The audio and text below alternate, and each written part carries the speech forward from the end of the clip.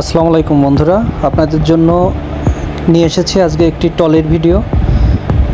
আপনারা দেখতে পাচ্ছেন প্রিমিয়াম একটি টলি। আমি এটা লোকাল মিস্ত্রির কাছ থেকে অর্ডার দিয়ে তৈরি করে নিয়েছি। দরজাটি খুললাম, দেখেন ভিতরে আমি একটি তাক দিয়েছি, আপনারা চাইলে দুইটি তাক দিতে পারেন। উপরে একটা ড্রয়ারটা অনেক সুন্দর এবং বড়।